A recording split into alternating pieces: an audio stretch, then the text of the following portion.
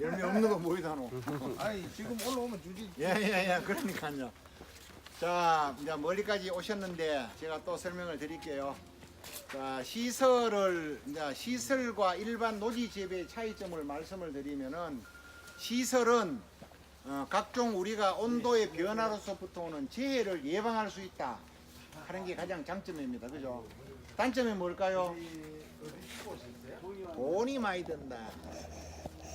빚지면은 하느님도 안 갚아준다. 그죠? 원칙 아닙니까? 그런데 시설을 저쪽에 있는 시설하고 똑같죠? 근데 이거는 누가 이야기했습니까? 다릅니다. 이거는 벤노형 온실이라 해서 이탈리아 남부 쪽에 가면 벤노 지방에서 가면은 이 스파 뚱막을 저쪽에 있어 우리가 아까 봤던 곳은 와이드 스판이라 하는 그런 온실입니다. 온실이고 이곳은 벤노형이라 해서 작은 온실인데 트러스가 이렇게 높여 있습니다. 있는데 여기가 청송이 눈이 얼마나 오냐 하면 봉화하고 똑같이 와요. 봉화보다 한 10cm 더 올 거예요. 남부 쪽에 이제 습기가 많아가지고 여기는 눈이 많이 오는 지역입니다. 태백 산맥이고 요 뒤산이 낙동 정맥이에요. 저쪽으로 가면 낙동강으로 저 동해안으로 물이 영덕 강구로 가고 여기로 가면 낙동강으로 들어오는 지역입니다. 이 동네가 이현입니다. 이현인데 질이자 고개 현자. 고개가 질다는 얘기예요. 왜 질까요? 오츠크 기단에서 무거운 바다의 습기를 머금은 공기들이 이렇게 대류가 태평양에서 돌면서 돌아올 때 육지를 넘어가면서 산맥을 요 등을 넘는 거예요. 넘을 때 습기가 무거운 산을 못 오러가니까 비를 다 뿌려버리고 지나가는 곳이에요. 그래서 이곳은 비가 많이 오는 지역이다고 말씀을 드릴 수가 있습니다. 그래서 그게 지면까지 이어져 가지고 동네도 이현동입니다. 그런데 시설을 이용해서 하는 부분들은 돈은 많이 들지만은 재해나 내가 인공적인 컨트롤이 가능하다는 거죠. 내가 하는 대로 말을 다 들어요.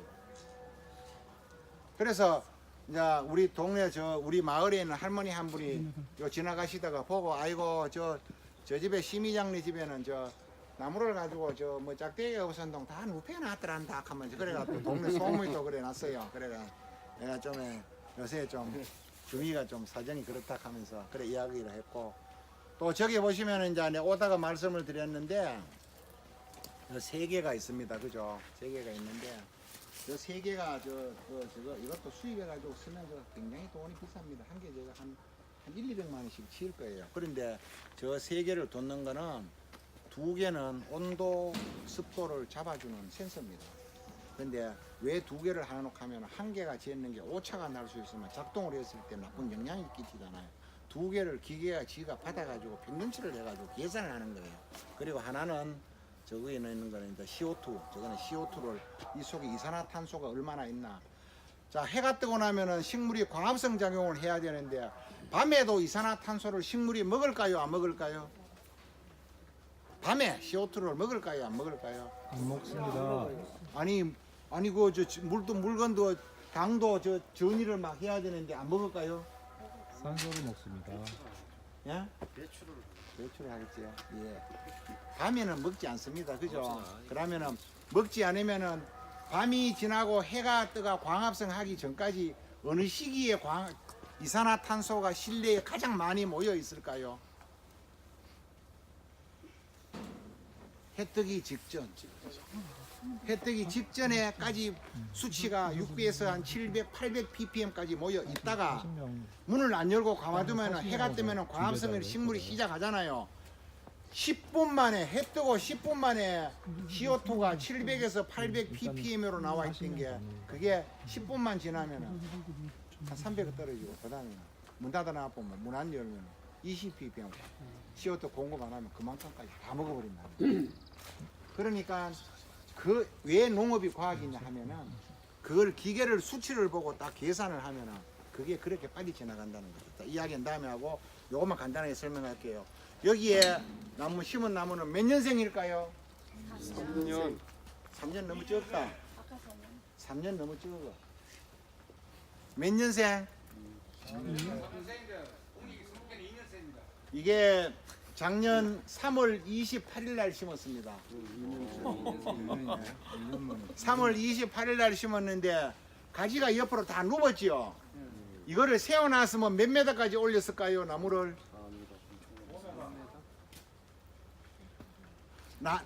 요 정도의 자라는 가지를 세웠으면 몇 메다까지 올라갔을까요?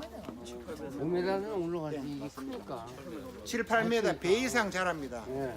가지를 눕혀버리면은 무슨 생장으로 간다 그랬죠? 생식 생장으로 간다 그랬죠? 생식 생장으로 가면 나무가 자랍니까? 안 자랍니까? 안 자라죠. 안 자라고 이게 7월 달부터 정체를 했는 거예요, 이게. 7월 달로 정체를 했는데 나무가 많이 자랐죠. 자, 또 여기를 한번 보겠습니다. 자, 이 가지를 한번 보면은요. 이 가지를 한번 보면은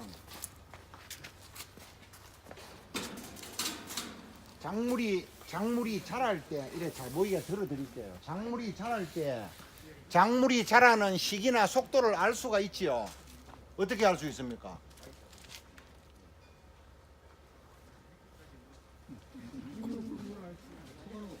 제가 이제 답을 드릴게요. 식물이 자랄 때 절간이라는 게 있습니다. 잎과 잎 사이를 절간이라 그래, 그죠? 절간이 긴 거는 생육 온도가 높다거나 질소질이 많을 때 이게 한마디 잎이 여기 하나 나오고 이만큼만 쭉쭉 길어지는 거예요.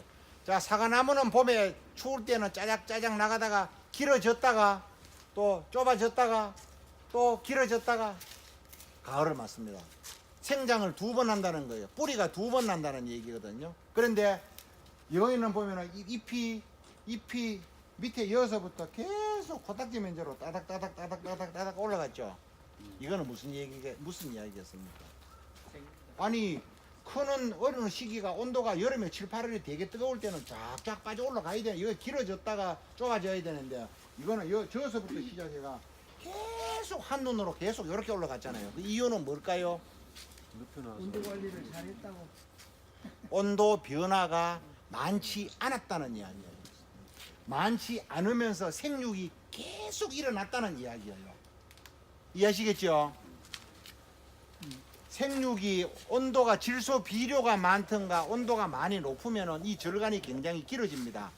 깻잎도 봄에 처음에 심어가 자랄 때는 깻잎이 작게 요래 마디 사이가 작게 나가다가 7월달이나 8월달 하우스 안에가 뜨거우면은요 깻잎은 햇빛을 많이 봐야 잎이 아주 많이 나와요. 깻잎 따는 사람도 그것도 광합성이야 잎이 만들어지잖아요. 그런데 사과나무도 마찬가지로 우리가 가을에 전정량이 많으면은 그 집의 밭에는 돈 들여가 비료치고 아까운 햇빛과 만드는 광량 물질을 가지고 만드는 나무를 가시게 가지고 다 잘라가 내뺀다는 거예요.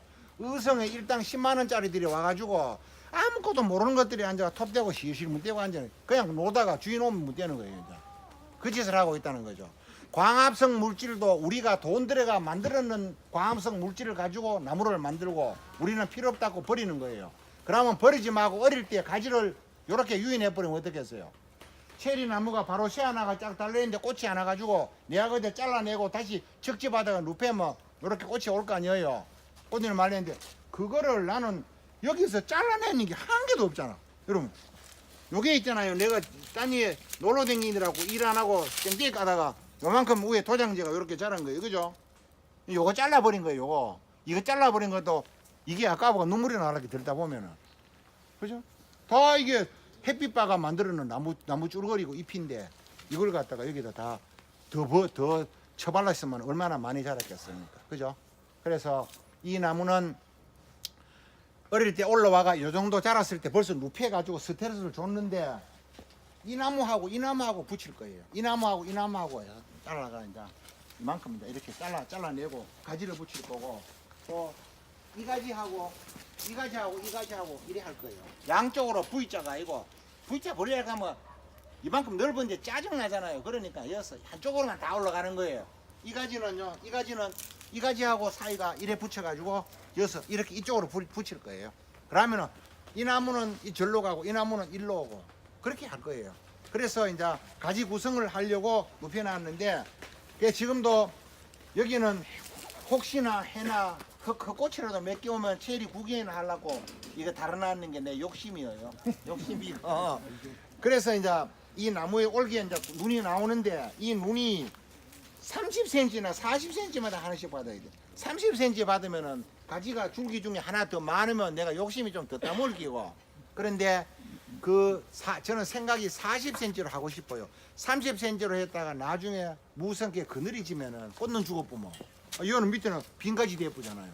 그러니까 제가 마음을 좀 비우면은 30보다는 40cm가 나을 거다 하는 그런 생각을 하게 되고, 과다한 양분 소모를 버리기 위해서 가지를 일찍이 눕혀가지고 유인을 했다는 거, 그죠? 수용도에 대한 이야기도 되고 광합성에 대한 이야기도 됩니다.